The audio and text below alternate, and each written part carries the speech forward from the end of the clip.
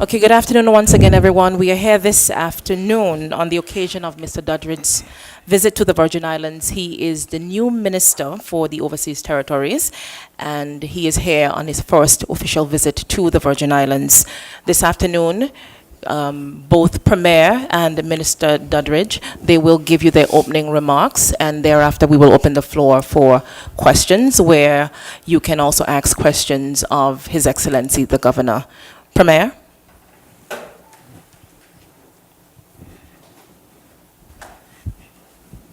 Thank you, Arlene. Minister Duddridge, Your Excellency Governor Duncan, members of the press, ladies and gentlemen, good afternoon. It's my pleasure to be here this afternoon. It's my pleasure also to welcome to the BVI the Minister for Overseas Territories and Africa, Mr. James Duddridge.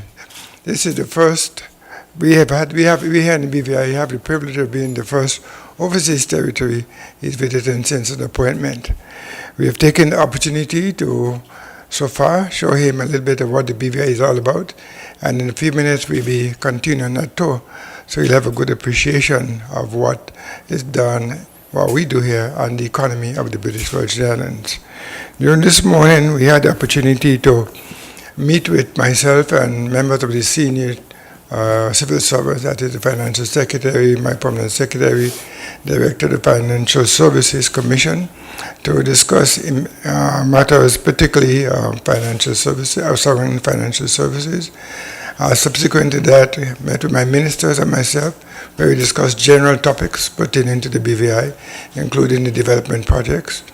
And we also met just recently, coming from lunch, which included the ministers of government as well as 4 other people from the private sector, who were invited to be able to give the private sector aspect of the economy growth of the British Virgin Islands.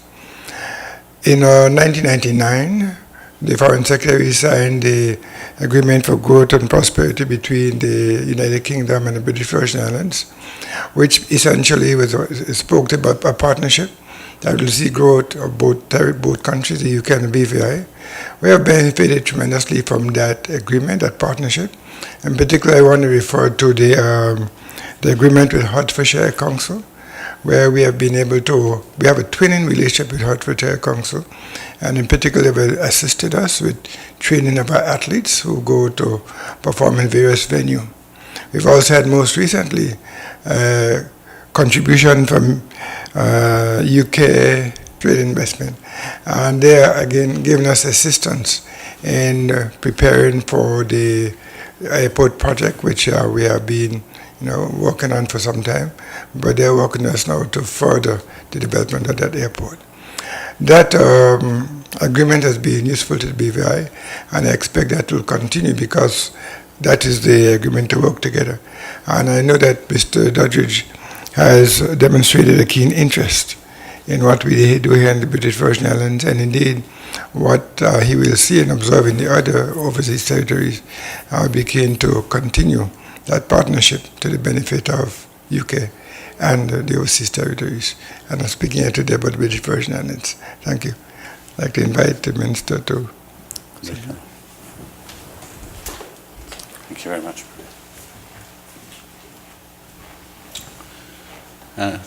Premier, Governor, it is a great privilege to be here in the British Virgin Islands. The Prime Minister, David Cameron, appointed me some 7-8 weeks ago, and one of the first things I instructed officials was that I wanted to go and visit an overseas territory, and I wanted that to be the British Virgin Islands.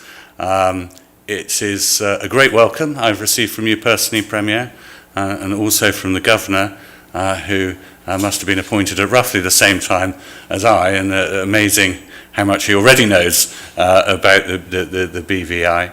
The BVI relationship with the UK is an incredibly important one that goes back into history and will go into the future a long way. I've found it particularly valuable here, meeting ministers, talking to people about the relationship between an overseas territory, its people, the governor, the opportunities of the area and the region. And BVI will truly define my understanding and relationships of the British relationship with overseas territories. And I'm looking forward. We've already packed in an awful lot today. I'm conscious I've got a lot more to do going forward and some of the exciting bits. If I have any complaint, I'm here for too short a period, but that is indeed an excuse for me to come back. Thank you very much.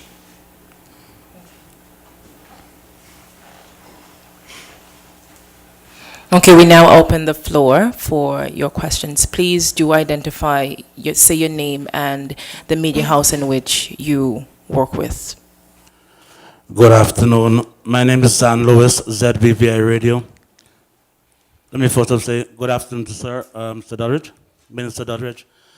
You said you are here for a very short period, but you would have had a number of discussions with the Premier and other persons, including the Governor. First of all, did you have the opportunity to visit the work being done at the Cruise Repair Extension project? And first of all, what are your views of that project? And also, in relation to your discussions, how do you see the economy, how the economy of the Virgin Islands is moving in light of the cruise ship development and what is happening in the region? Had a vast number of discussions on the tourism side of things. I have been down to see the cruise ship, or cruise ship, or the area where the cruise ships come into, spoken to the people that are doing the construction, and had a good discussion about both how that opportunity came about. And I think the future is very bright for tourism in the area, but particularly on the cruise ships, with the expanded area that will allow deeper water access, more ships to be in for longer periods of time, in addition to the faster yachts. So I think tourism and the ships coming in will continue to be a key source of revenue for the area, but certainly not the only source of revenue. We've been talking not only to the financial services industry, but also local businesses that are driving forward. And that's been particularly interesting, seeing the expansion of tourism, expansion of the cruise offering, the continuation of the financial services expertise, but also a broader diversification of the economy, which has got to be right for going forward. Good afternoon. Sean Rose, JTV. Prior to your arrival in the BVI, Minister Duddridge, you looked forward to discussing the territory's plans for addressing the challenges of combating illicit finance and tax evasion. What have you gleaned from the discussions so far? Well, this is a first visit to an overseas territory. The issues are complex. The financial products are there for a reason, yet we shouldn't shy away that those financial products sitting beneath them sometimes are slightly more dubious transactions. I think the Premier's used the term, we won't tolerate unethical activities sitting beneath those financial transactions. I think you're on the record of Premier having said that before, and it's very much working together, not just the UK and BVI, but working together across a number of jurisdictions to make sure that businesses get the financial vehicles they need, territories like the BVI prosper, but also we don't inadvertently sow the seeds for transfers of monies that aren't the type of thing any of us would want to support, be that monies related to corruption, bribery, or indeed, particularly conscious now with what's happening with ISIL and the world scene, terrorist financing. Good afternoon, Minister Duddridge. Malika McPherson, the Island Sun newspaper. In your opening remarks, you mentioned that as soon as you were appointed, you said you wanted to visit an overseas territory, and namely the BVI. Can you tell us why the BVI was your first choice? And also, will you be visiting any other overseas territories? If not, on your return to the UK, do you think that this trip has equipped you to represent the territory effectively, especially in the arguments as it relates to financial services? Well, in relation to BVI, I lied to you, it wasn't the first day, it must have been a second or third day, but to illustrate a point, it was early on. It's because I felt that BVI, no territory is exactly the same, but BVI has the tourism, it has the financial services, it also is prosperous compared to other overseas territories.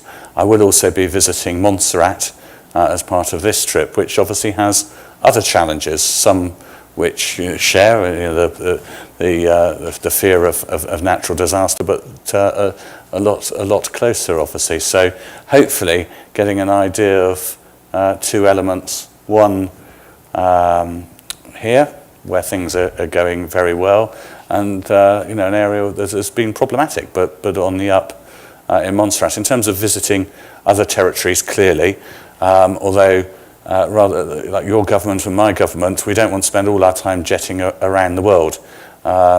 Actually, it's sometimes much more effective to work at the Joint Ministerial Council level with colleagues across the board, or the wonderful system of the United Nations, where all world leaders and slightly more junior leaders go to discuss world affairs and then starburst out. So it is good to see for yourself what's going on, but I'm part of a broader team and would hope to travel a little bit more, but I'm not going to judge my performance by the number of countries I visit.